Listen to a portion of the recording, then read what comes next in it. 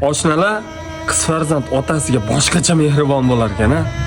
Kecha degan o'g'limga ham, qizimga ham bir xil narsa olib kelgandim. O'g'lim indamay olib kirib ketdi, qizim yugurib kelib meni quchoqlab, "Rahmat dadajon" dedi. Bir boshqacha bo'lib ketdim lekin.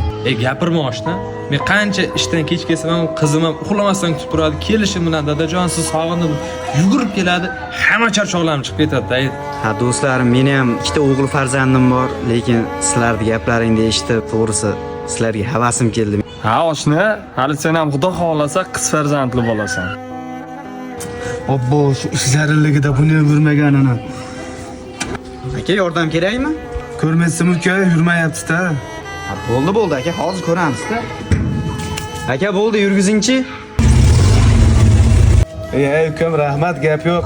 Mashina yurdi. Niyatingga yetib yurgan, iloyim. Rahmat akam. Shu bitta iltimosim bor. Shu iloyim shu ukam ham qiz farzand ko'rsin deb bitta duo qilib bering aka. Bo'ldi ukam, men duodaman. Omadingni bersin. Alo, ona. Olgan ko'ylagimning razmeri sizga tushdimi? Ishim chiqib qolib ketib qoldim ona. Ona bir iltimosim bor edi. Onalar duosi naq deyshadi. Bir duo qiling. Menga ham Alloh qiz farzand bersin ona. Oshnalar, axiri men ham qiz farzandli bo'ldim. Endi meni ham ona qizim bor.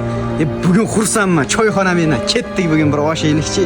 Gap yo'q oshna, axiri niyatingga yetibsan-da, biz xursandmiz. Gap yo'q oshna, osh sendan bo'lsa yeb berish bizdan-da.